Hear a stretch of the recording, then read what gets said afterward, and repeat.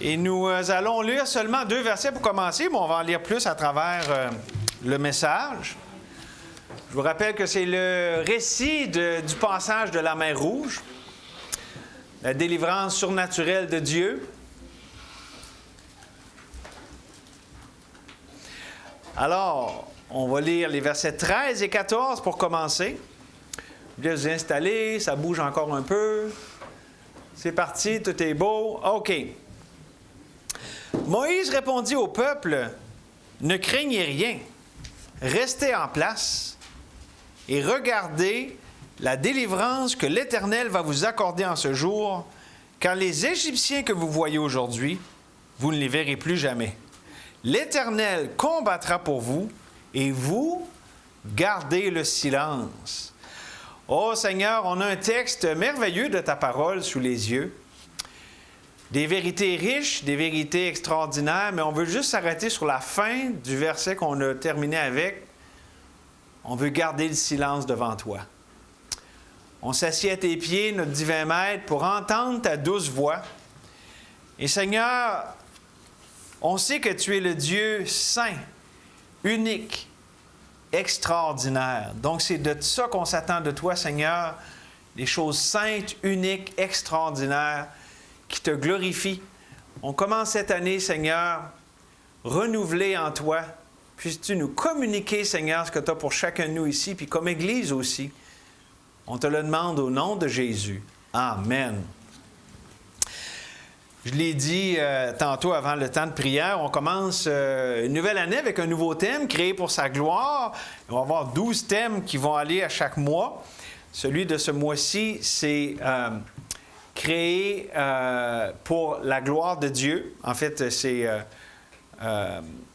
vraiment le commencement, parce qu'il n'y a rien de plus important que la gloire de Dieu. Ça va avec le thème annuel, mais on va y aller plus en détail sur la gloire de Dieu. Et on va le faire, je le dis, à travers des récits, à travers des histoires bibliques qui, dans le fond, incarnent les vérités. Il y a quelque chose de bien spécial lorsqu'on a une histoire devant les yeux. Pourquoi? Parce que, je le disais tantôt, au niveau de l'attention, au niveau de l'intérêt, souvent, on aime bien une bonne histoire, le dénouement, puis comment ça vire, puis tout ça. On peut aussi s'identifier à ça. C'est des gens comme nous qui ont vécu des choses. Et surtout, parce que Jésus l'a dit lui-même, toutes les Écritures rendent témoignage de lui. On peut y voir Jésus, sa rédemption, puis toute l'histoire de la rédemption qui se déroule. Donc, c'est pour ces raisons qu'on considère ça ensemble. Et aujourd'hui, on commence avec le thème de janvier sur créer pour la gloire de Dieu. Avec une série de 4 messages en janvier, si Dieu le veut, on va avoir 4 messages sur la gloire de Dieu dans le livre de l'Exode.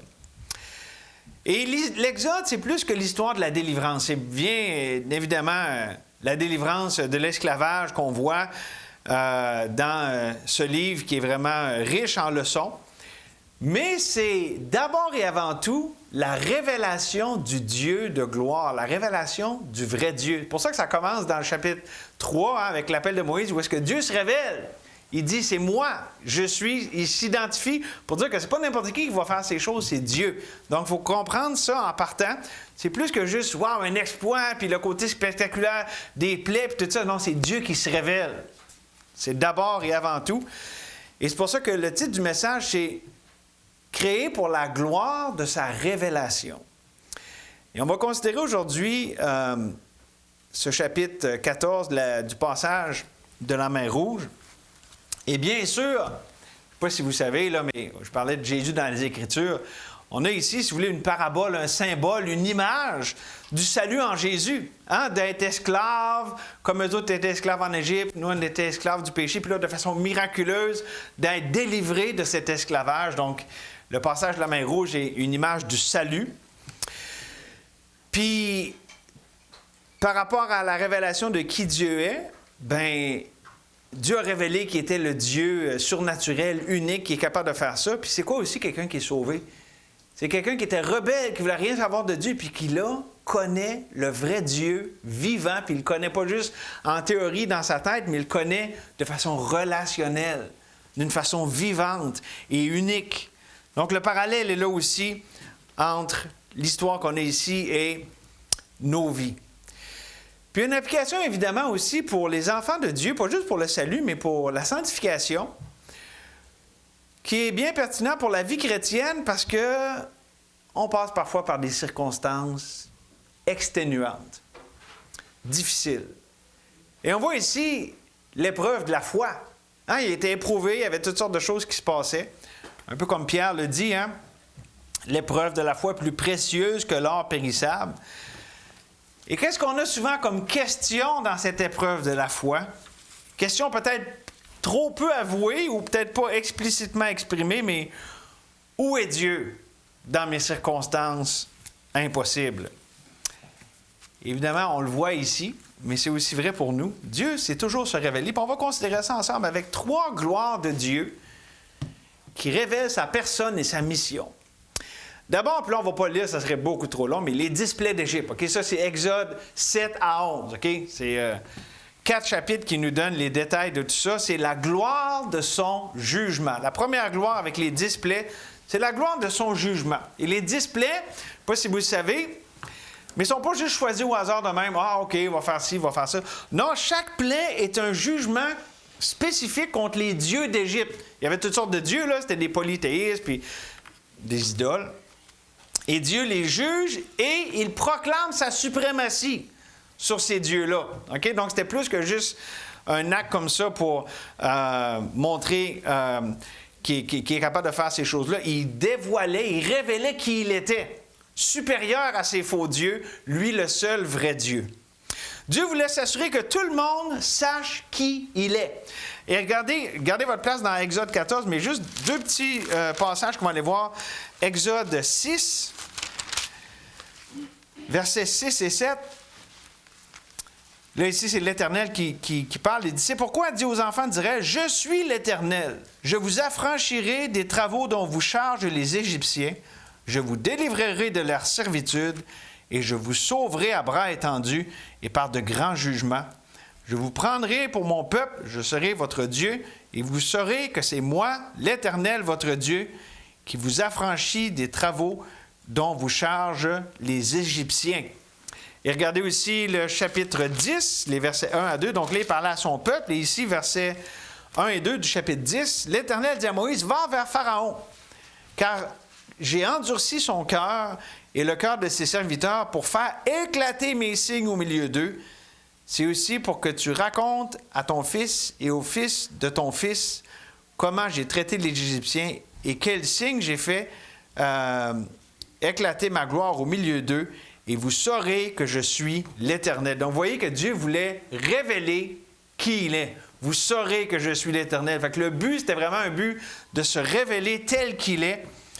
Et c'est pour ça que j'ai donné à mon message le titre de « Créer pour la gloire de sa révélation ». Lorsque Dieu se révèle, c'est glorieux, c'est grandiose. Et c'est vraiment ça le point majeur du chapitre 14, avec la délivrance le passage de la mer Rouge. Et donc, la gloire de son jugement, c'est évident ici avec les ennemis de Dieu. Mais savez-vous que si vous êtes un enfant de Dieu, si vous avez été racheté par le sang de Jésus, savez-vous c'est quoi la gloire de son jugement? C'est celui de la croix. Votre péché a été jugé. Et vous avez accepté que le jugement que vous méritez, Jésus l'a pris à votre place. Et ça, quelle gloire! Il n'y a plus de condamnation pour ceux qui sont en Jésus-Christ. Pardonnés complètement de tout péché. Et ça, c'est la gloire du jugement de Dieu dans la vie d'un enfant de Dieu. Il a fait tomber son jugement sur son Fils unique. Et ça glorifie Dieu. Dieu le dit lui-même. Hein? Lorsque Jésus parle de l'heure qui s'en venait devant lui, on a vu ça dans Jean, il dit, l'heure est venue où le Fils de l'homme doit être glorifié. En vérité, je vous le dis, si le grain qui ne tombe en terre, le grain de blé qui est tombé en terre ne meurt, il reste seul. Mais s'il meurt, il porte beaucoup de fruits. Et moi, quand j'aurai été élevé de la terre, j'attirerai tous les hommes à moi. Et en parlant ici, il indiquait de quelle mort il devait mourir. Donc Jésus, en mourant à la croix, a glorifié Dieu. Et ça, c'est l'apogée de l'histoire de la rédemption. Ici, ce n'est qu'une image, c'est une ombre des choses à venir. L'accomplissement est dans la croix du Calvaire. Et dans le fond, la gloire du jugement de la croix, c'est du fait qu'on est épargné. Nous qui méritions le jugement, on en est épargné par la grâce de Dieu. Et c'est pour ça que Paul, quand il parle de la croix, il dit qu'il s'en glorifie. Il dit dans Galates 6,14, « Pour ce qui me concerne, loin de moi la pensée de me glorifier d'autre chose que de la croix de notre Seigneur Jésus-Christ, par qui le monde est crucifié pour moi, comme je le suis pour le monde. » Il n'y a pas de plus grande gloire pour un enfant de Dieu que la croix. Parce que c'est là que notre péché a été jugé. La gloire de son jugement. Mais regardez aussi, avancez juste un petit peu, pour moi c'est 2 pages, dans chapitre 16, verset 12. Je vais amener un autre élément sur le jugement de Dieu. 16, 12, « J'ai entendu les murmures des enfants d'Israël. Dis-leur, entre les 2 soirs, vous mangerez de la viande, et au matin, vous vous rassasierez de pain, et vous saurez que je suis l'Éternel, votre Dieu. » On n'a pas tout lu le passage, mais il y avait un jugement là-dedans. Le châtiment de Dieu, ils se plaignaient, Dieu leur a donné de la nourriture jusqu'à temps qu'elle leur sorte par les oreilles. Et Dieu est glorifié non seulement par le jugement, mais aussi par son châtiment. Et pour nous, ça veut dire quoi? C'est lorsque Dieu s'occupe de tasser... Peux-tu fermer le chose? On va être distrait par... C'est lorsque Dieu veut se glorifier en tassant le moi, notre chair, de la place centrale de nos vies, puis y mettre Jésus. Essentiellement, le châtiment de Dieu dans ses enfants, c'est ça. C'est décentrer le moi, la chair, puis donner la place centrale à Jésus. Il est déjà dans nos vies. On l'a déjà reçu comme sauveur personnel, mais lui laisser la prééminence, la place d'honneur, la place première qu'il mérite. Et ça, quand Dieu nous châtie, c'est pour ça que c'est bon.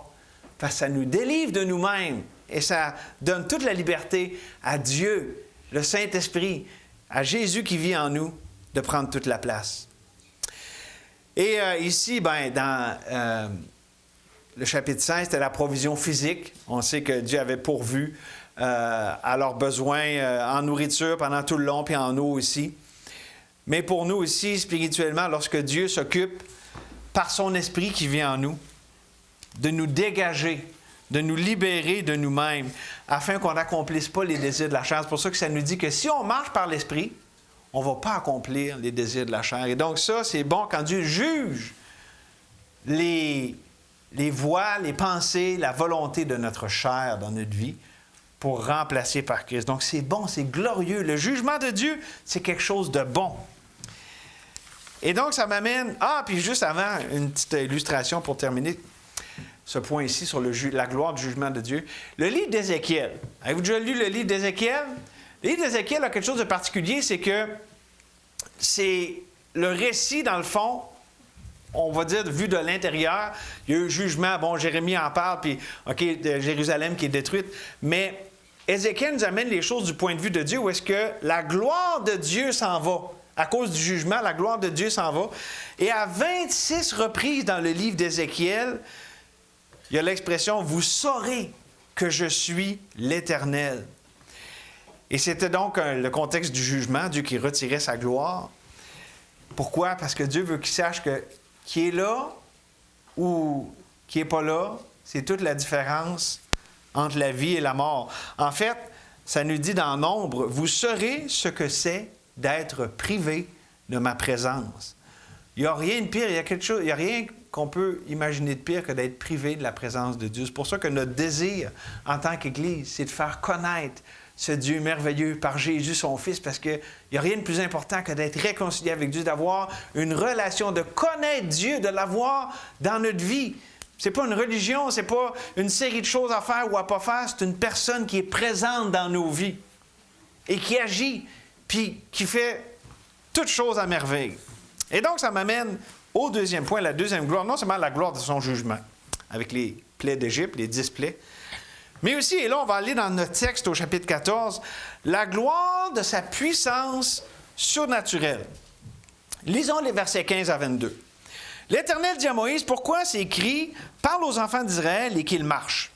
Toi, lève ta verge, étends la main sur la mer et fends-la. Et les enfants d'Israël entreront au milieu de la mer à sec. Et moi, je vais endurcir le cœur des Égyptiens pour qu'ils entrent après eux, et Pharaon et toute son armée, ses chars et ses cavaliers feront éclater ma gloire. Et les Égyptiens sauront que je suis l'Éternel quand Pharaon et ses chars et ses cavaliers auront fait éclater ma gloire. » L'ange de Dieu qui allait devant le camp d'Israël partit et alla derrière eux, et la colonne de nuée qui les précédait partit et se tint derrière eux. Elle se plaça entre le camp des Égyptiens et le camp d'Israël. Cette nuée était ténébreuse d'un côté, et de l'autre côté, elle éclairait la nuit. Et les deux camps n'approchaient point l'un de l'autre pendant toute la nuit. Moïse étendit sa main sur la mer, et l'Éternel refoula la mer par un vent d'Orient qui soufflait avec impétuosité toute la nuit. Il mit à sec la mer, et les eaux se fendirent. Les enfants d'Israël entrèrent au milieu de la mer à sec, et les eaux formaient comme une muraille à leur droite et à leur gauche. Ça, là, c'est surnaturel. C'est pas supposé d'arriver de même dans la vie normale, de se lever le matin et puis que la mer est séparée en deux. C'est la gloire de la puissance surnaturelle de Dieu. Et la séparation de la mer Rouge, comme on vient de le lire ici, c'est la manifestation physique. Okay? C'est visuel, on peut le voir. Du fait que Dieu est capable de, vous connaissez l'expression, bypasser ou outrepasser, passer outre les lois naturelles. Dieu est capable de faire ça. Regardez le ministère de Jésus, on le voit beaucoup faire ça et passer les lois naturelles. On voit ça aussi dans des ministères prophétiques tels que Élie puis Élisée, où est-ce que Dieu fait des miracles, okay, pour opérer sa délivrance. C'est aussi pareil pour le salut d'une âme. Lorsque quelqu'un est sauvé, Dieu passe par-dessus les lois naturelles de la pensée humaine, de la volonté puis de la disposition du cœur humain. Qui ne veut rien savoir de Dieu. La Bible dit que nul ne cherche Dieu. Puis Dieu passe au-delà de ça. C'est surnaturel. Le salut vient de l'Éternel. Pas juste ici dans le domaine physique, mais aussi dans le domaine spirituel. Puis c'est aussi vrai pour des enfants de Dieu lorsqu'ils apprennent à vivre cette vie surnaturelle qui est la leur, de Jésus qui vit en eux, puis qui vivent par la foi pour produire le fruit de l'Esprit. Et ça, c'est surnaturel. Ce n'est pas le fruit des bons efforts, ce n'est pas le fruit humain, c'est le fruit de l'Esprit. Et ça, c'est la gloire de la puissance surnaturelle dans la vie des enfants de Dieu. Et Dieu démontre de cette manière que sa gloire réside dans le fait que personne n'est capable de faire ce que lui seul peut faire, parce que c'est lui qui est Dieu, puis il n'y en a pas d'autre. L'idée de sainteté. La sainteté, c'est l'unicité de Dieu. C'est quoi le mot que j'ai pris hier? Il y a un mot qui m'était venu, puis j'ai inventé un mot, puis là, je ne m'en rappelle plus. L'autreté de Dieu. L'autreté. Dieu est autre. Sa sainteté, c'est son autreté. Il n'y a pas personne où on peut dire, OK, mettre ça plus simple, le fait que Dieu est incomparable. Il n'y a pas personne qui est comme Dieu. Oh, que Dieu puisse mettre à nos cœurs en 2026 de rechercher, de désirer la vie surnaturelle par le Saint-Esprit, le fruit de l'Esprit, et pas se contenter de l'apathie et de la médiocrité. Parce que nous sommes unis à Christ. Comme la vigne avec les branches, sa vie vit en nous, coule à travers nous. Puis lorsque c'est le cas, dans une église comme la nôtre, qu'est-ce que ça donne? Éphésiens, chapitre 5, versets 18 à 21. « Ne vous enivrez pas de vin, c'est de la débauche. Soyez au contraire remplis de l'Esprit. Entretenez-vous par des psaumes, par des hymnes, par des cantiques spirituels, chantant et célébrant de tout votre cœur les louanges du Seigneur. Rendez continuellement grâce à Dieu le Père pour toutes choses, au nom de notre Seigneur Jésus-Christ, vous soumettant les uns les autres dans la crainte de Christ. » Des fois, on peut dire « Ah, wow, c'est spectaculaire quand les chrétiens sont remplis de l'Esprit. » Non, c'est dans le quotidien, puis il y a cette beauté de la relation avec Dieu puis avec les autres, où est-ce qu'il y a cette louange, cette gloire qu'on rend à Dieu, puis aussi cette soumission volontaire, mutuelle les uns envers les autres. C'est ça la vie surnaturelle de Dieu. Et par contraste, c'est contraire à la vie charnelle, des disputes, du jugement, de toutes sortes de choses qu'on peut avoir dans nos relations interpersonnelles. Et ça vient du feu, du désir de ce qui est exprimé dans le psaume 27, verset 4. pense que c'est Sébastien qui met ça dans sa signature. « Je demande à l'Éternel une chose que je désire ardemment. Je voudrais habiter toute ma vie dans la maison de l'Éternel pour contempler la magnificence de l'Éternel et pour admirer son temple. Dieu, je veux être dans ta présence constamment, je veux être proche de toi, je veux te contempler. » Et regardez au verset 16, on relit ce qui avait été dit dans le verset 16. « Lève-toi, lève ta verge, étends ta main sur la mer et fends-la, et les enfants d'Israël entreront au milieu de la mer à sec. » Ici, on voit que Dieu, il dit, « Hey, toi, tu as un rôle là-dedans, Moïse. C'est moi qui vais faire les miracles, mais toi, il faut que tu fasses la part que je te demande. Il faut que tu frappes avec ta verge la mer. Tu vas être l'instrument dans mes mains. » Et ça, il y a quelque chose d'important là-dedans.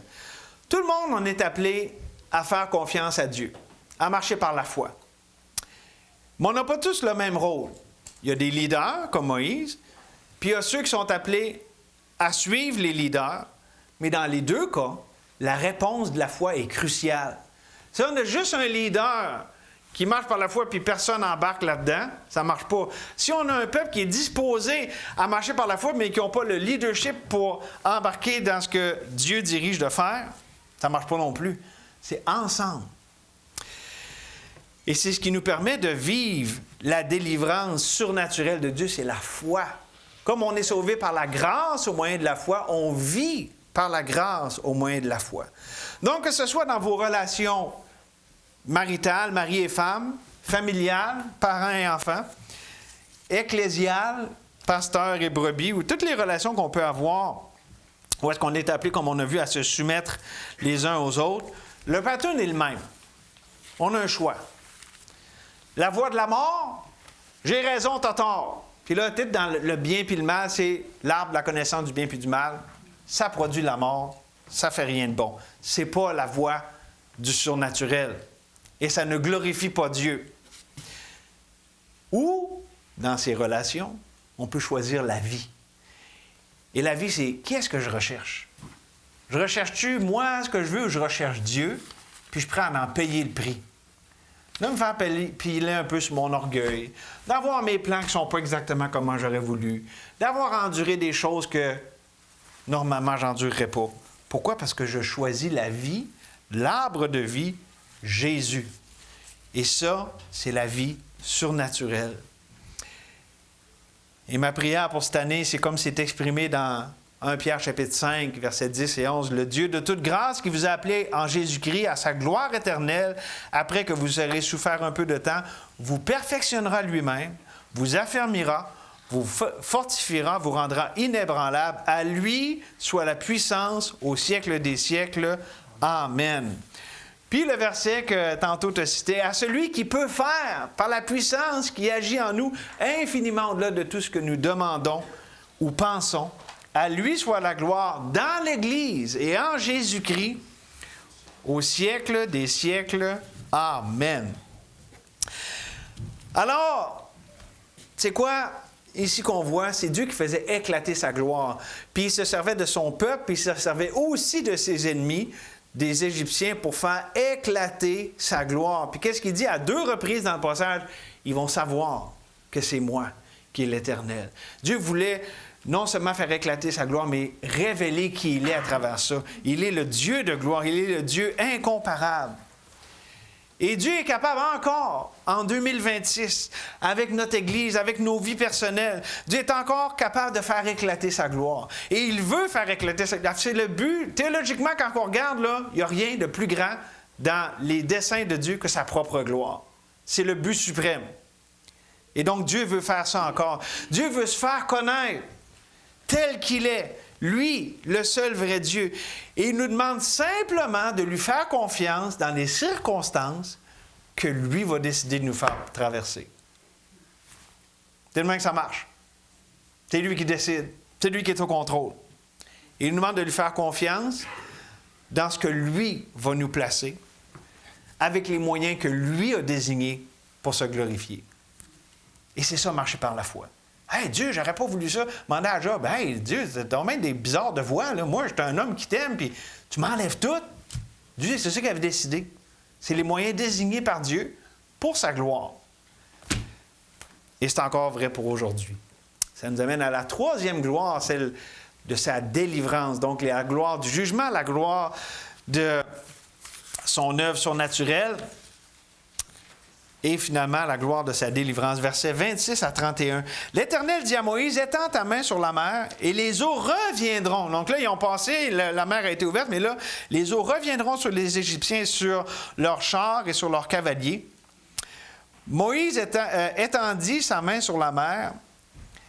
Et vers le matin, la mer reprit son impétuosité et les Égyptiens s'enfuirent à son approche. Mais l'Éternel précipita les Égyptiens au milieu de la mer. Les eaux revinrent et couvrirent les chars, les cavaliers et toute l'armée de Pharaon qui était entrée dans la mer après les enfants d'Israël. Et il n'en échappa pas un seul. Mais les enfants d'Israël marchèrent à sec au milieu de la mer et les eaux formaient comme une muraille à leur droite et à leur gauche. En ce jour-là, l'Éternel délivra Israël de la main des Égyptiens, et Israël vit sur le rivage de la mer les Égyptiens qui étaient morts. Israël vit la main puissante que l'Éternel avait dirigée contre les Égyptiens, et le peuple craignit l'Éternel, et il crut en l'Éternel et en Moïse, son serviteur. La gloire de la délivrance. Ici, on voit non seulement les actes surnaturels de Dieu qui a fait passer Israël dans la mer, de façon surnaturelle. Puis, ici, on voit Dieu qui nous libère de ceux qui nous asservissent, de ceux qui nous veulent du mal. Donc, non seulement il nous donne la liberté, mais il nous protège du mal aussi. Et c'est ce qu'on voit avec, justement, la mer qui tombe sur les ennemis pour, justement, qu'ils ne soient plus une menace pour eux autres.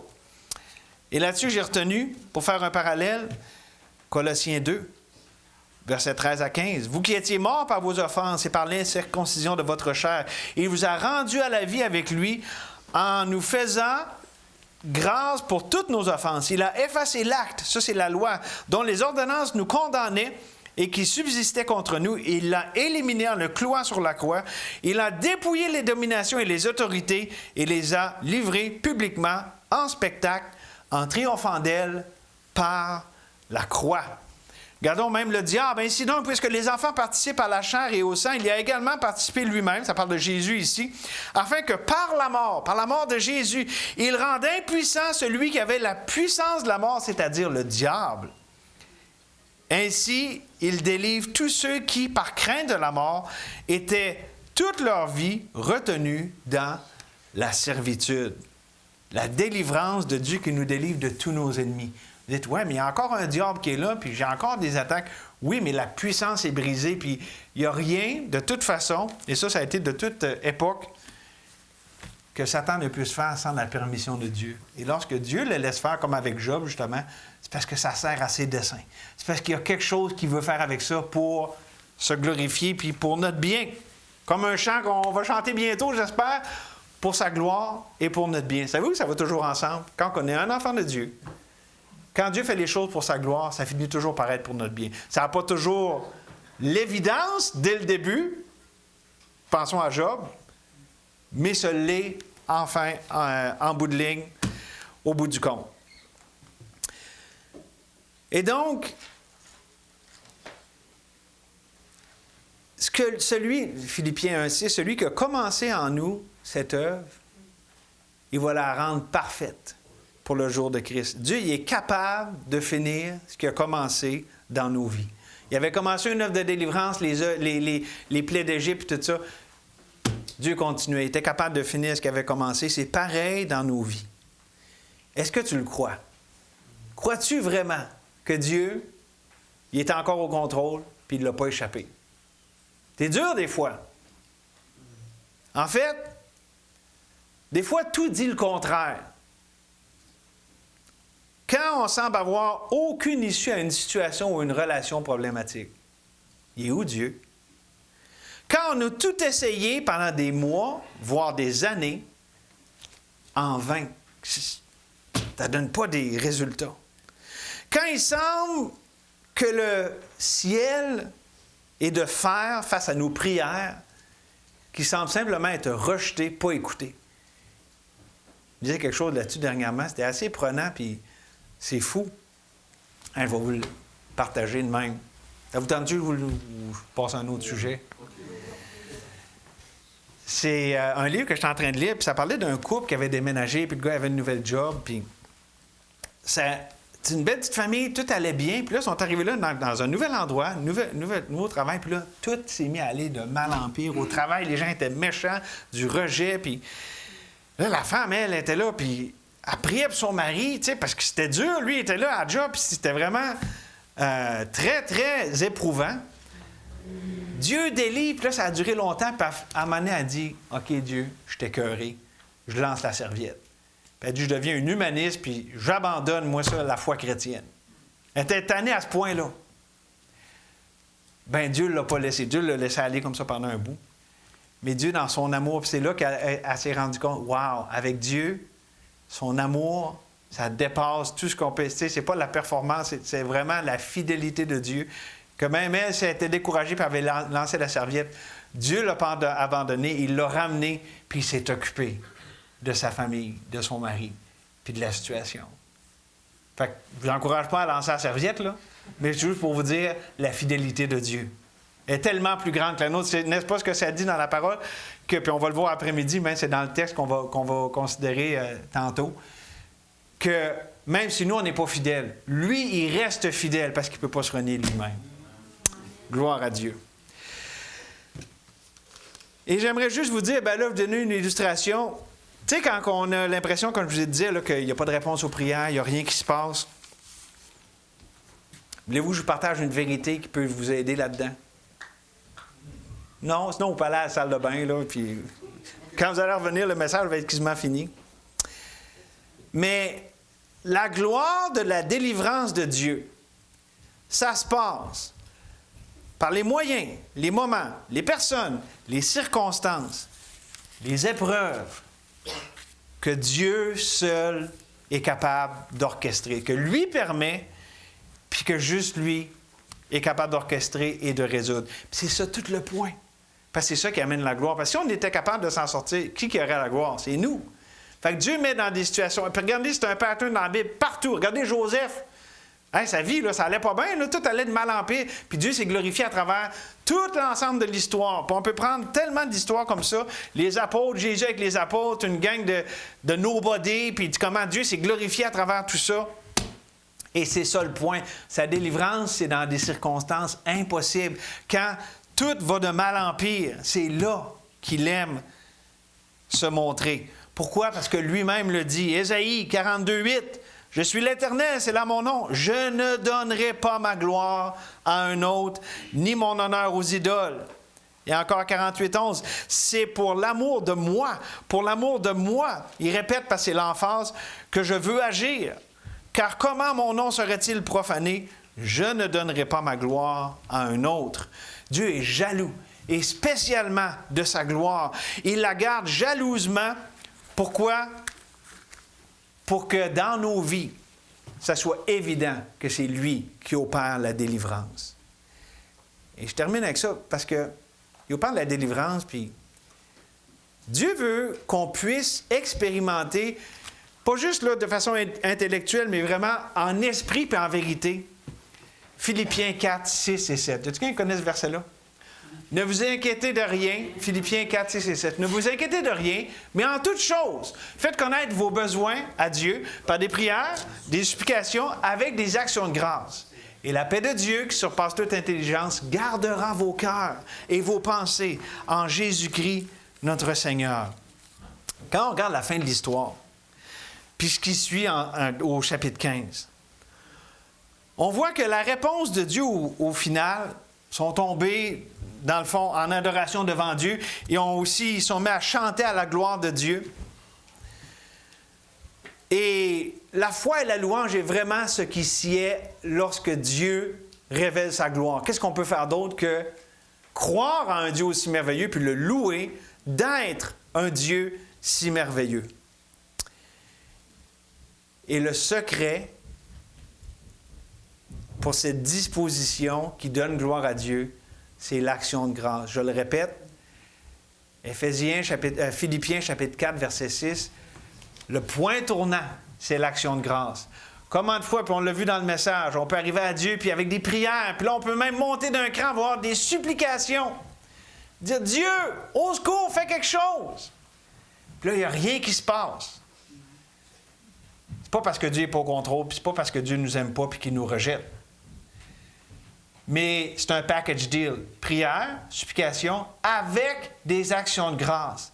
Des actions de grâce illuminées par l'Esprit, dirigées par l'Esprit, c'est-à-dire, OK, Seigneur, ça fait mal, je ne veux pas avoir ces situations, ces voies-là que tu permets dans ma vie, mais je te dis merci parce que c'est dans ta bonté, tu es au contrôle, tu sais ce que tu fais. Donc, de cœur, d'arriver à dire, merci Seigneur. Et ça, c'est ce qui va faire qu'on va rentrer dans le verset 7. Et la paix de Dieu, qui surpasse toute intelligence, va garder nos cœurs et nos pensées en Jésus-Christ, notre Seigneur.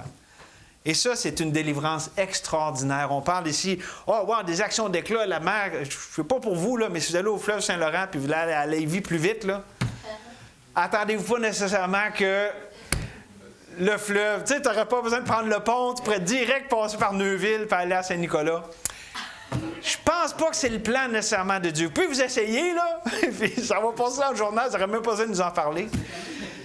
Mais sauf que Dieu, lorsqu'il opère sa délivrance surnaturelle, c'est dans des situations comme ça où est-ce qu'on devrait être capoté, on devrait être enragé après tout le monde, on devrait faire une crise d'apoplexie, mais Dieu nous donne une paix qui dépasse la compréhension humaine. Puis ça, c'est plus que juste « Ah, wow, je t'en paix ». Non, ça garde mon cœur. Puis j'ai une joie, j'expérimente la vie surnaturelle de Dieu. C'est ça que Dieu désire pour nous autres. Et c'est ça qui nous appelle à croire, que sa grâce est toujours là. Comme il a été fidèle et plein de grâce dans le passé, savez-vous quoi? Dieu va demeurer fidèle et aussi plein de grâce dans l'avenir. Mais on bronche. La Bible nous dit, on bronche de différentes manières. Puis des fois, on peut être irrésolu. On peut avoir la pensée d'un bord puis de l'autre, puis pas trop être certain. C'est pour ça qu'on peut toujours et toujours se souvenir de Jésus-Christ, comme on va voir tantôt. Ça ne veut pas dire « Ah oui, Jésus, mais ça, j'ai déjà entendu parler de lui. » Non, c'est se ramener à Jésus, à ce qu'il est, à ce qu'il a fait pour moi, à ce que je suis en lui. Se souvenir de notre identité, de ce que tout le bagage qui vient du fait de le connaître.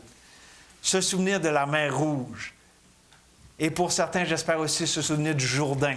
Non seulement d'avoir été délivré de la pénalité du péché, mais de pouvoir vraiment expérimenter la délivrance de la puissance du péché.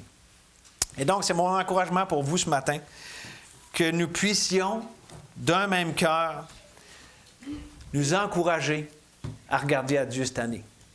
Il veut se glorifier, et je sais qu'il va le faire, mais je ne sais pas comment, mais ça, c'est pas grave, ça y appartient. Je termine avec 2 passages, puis c'est ma conclusion. Voici ce que je veux repasser en mon cœur, ce qui me donnera de l'espérance. Les bontés de l'Éternel ne sont pas épuisées, ses compassions ne sont pas à leur terme. Elles se renouvellent chaque matin. Oh, que ta fidélité est grande. L'Éternel est mon partage, dit mon âme. C'est pourquoi je veux espérer en lui. L'Éternel a de la bonté pour qui espère en lui, pour l'âme qui le cherche. Il est bon d'attendre en silence le secours de l'Éternel. Et si vous ne connaissez pas encore Jésus comme votre sauveur, la bonté même de Dieu vous pousse à la repentance. Vous êtes ici par la bonté de Dieu qui vous appelle à lui, qui vous aime et qui veut se faire connaître à vous, à votre cœur, d'une façon réelle et puissante. Merci Seigneur que tu es ce Dieu qui se révèle. Et quelle gloire lorsque tu te révèles. Et non, il n'y a pas de mer Rouge en 2026. En tout cas, je ne pense pas. Pense pas que tu vas encore refaire cet exploit, mais Seigneur, certainement tu veux refaire l'exploit de te révéler tel que tu es dans ta gloire. Et c'est un exploit de briser les barrières du cœur humain qui est dur et qui est une industrie à idoles, comme disait Martin Luther. Seigneur, quand tu brises ces chaînes, quand tu brises cette puissance, tu te glorifies, tu te révèles comme étant le Dieu unique et saint. Seigneur, on veut regarder à cette nouvelle année qui commence par la foi. Et Seigneur, merci que, comme tu étais sur ton trône lors du déluge, sur ton trône, tu règnes éternellement. Oh, merci Seigneur. On veut s'arrêter et savoir que tu es Dieu, que tu règnes sur les nations.